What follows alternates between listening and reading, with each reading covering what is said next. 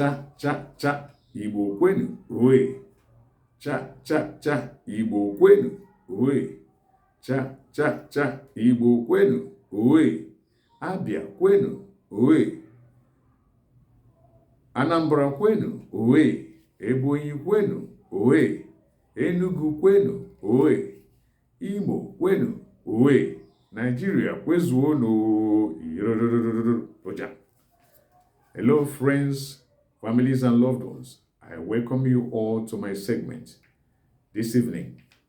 My name is Mr. B.O., a full-fledged Igbo son and teacher of Igbo language, culture and traditions, including general issues that affect our lives, the lives of the Igbo and the lives of the non-Igbo, including those of the general public. All right, today we are going to discuss a very important issue. That issue is called OSU and the emergence or the origin of OSU caste system in Nigeria, especially in the Igbo land. Okay, all right. Today, I would like you to pay the most attention you have ever done, ever since this Igbo lesson began.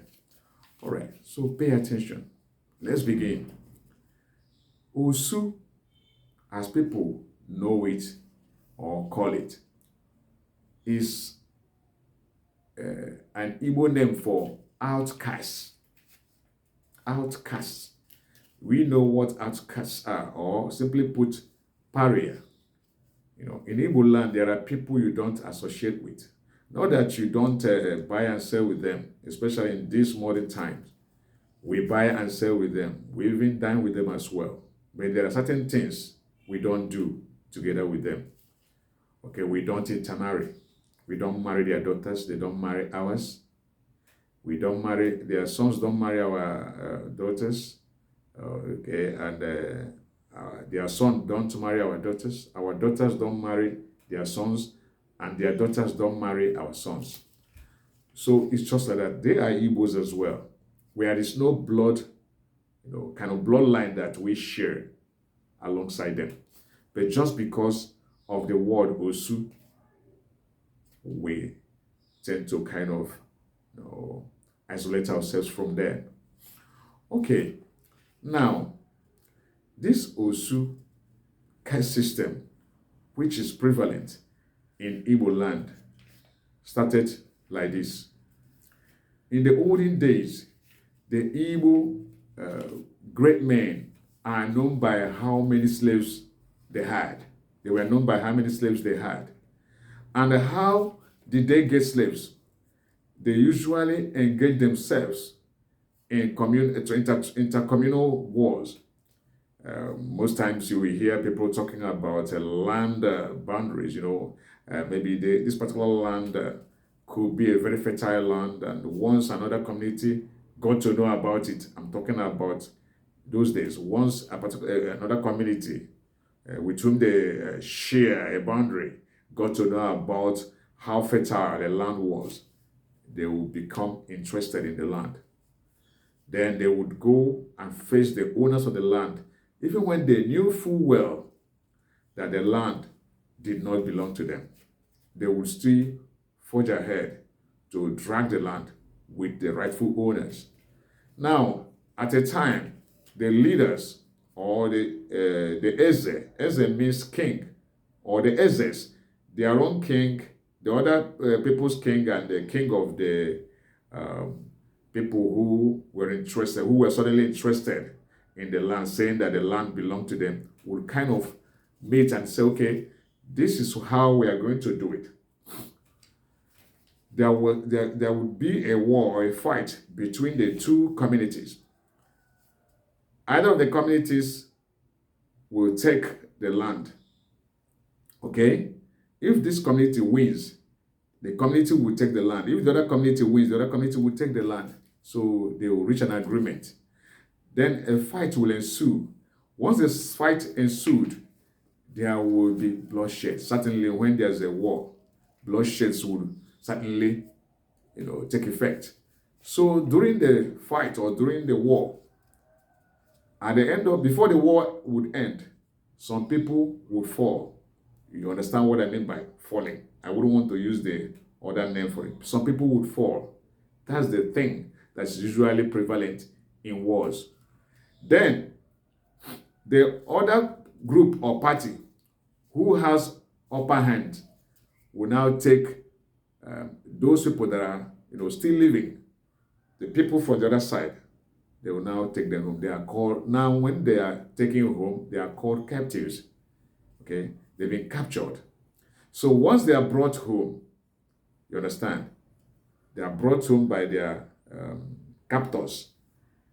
Okay, now to ensure that they do not run away, the captors would go and hand them over to their deities, telling the deities to take care of these people, to protect them. They would be able to run, even if they were not blindfolded when they were being, taken in captivity. They would not be able to go back to wherever they came from or wherever they were captured from. Okay, now these people would become part of their captors. Now they are seen as captives. People who have made them to become captives are called captors. So they are under captivity. So now they've been handed over to the deities, the gods of the land, to take or to watch over them. So they wouldn't do anything stupid. They'll be subservient to their masters and mistresses, especially their masters, because it's usually the men that would get these captives down after winning the other community. Okay, now these captives they have become slaves now. They will do all sort of work to make sure that their masters are pleased. Yes, they'll be involved in so many chores, like farming. They will be the ones to clear the bushes. They will be the one to dig the holes, form mounds where crops will be planted. They will be the ones to harvest the crops when they were done. They will be the ones to do all sorts of, manual jobs. So now, when this will be going on, the son of the soils wouldn't be doing anything other than to monitor, to direct, to command. So the captives will not challenge them, because these people are their masters. Even the children of their masters are also their masters. Okay. So now, when they are of age, because usually they were very young when they are being captured. So when they became of age, they will start getting married. Their marriage or marriages will take place among themselves, not with their masters.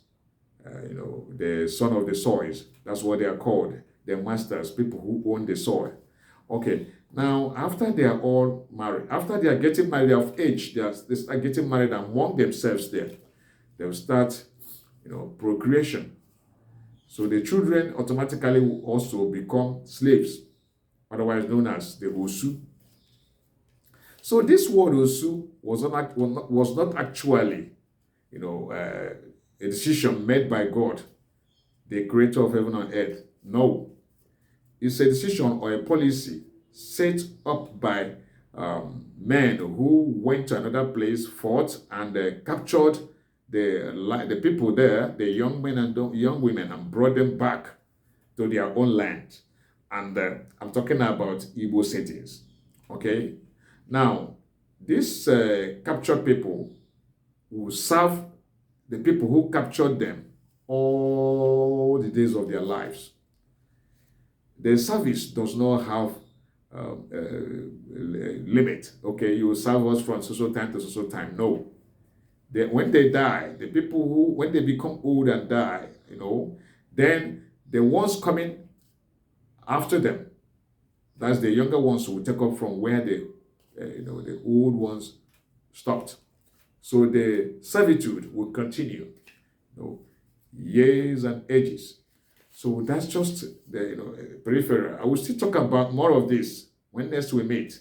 But I'm trying to tell you, this is the intro of how the OSU caste system came to be, or the emergence of the OSU caste system in Igbo land, is something that I cannot finish, in one part.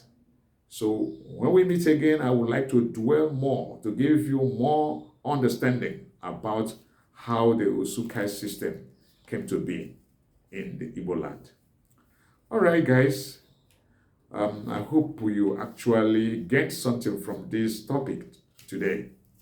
And I promise you, you're going to gain even more by the time we meet to discuss the concluding, or maybe another part of this before you will get to the end of it.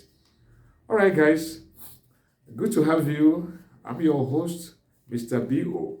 Please always leave a message if you don't understand anything I have taught. If you're confused, you're free to ask questions. You're 100% free.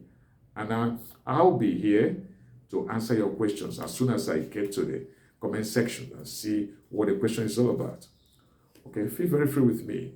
And please don't forget to subscribe to my YouTube channel page if you like what you see or what you are being taught by me. All right. Bye-bye, guys. Catch you some other time.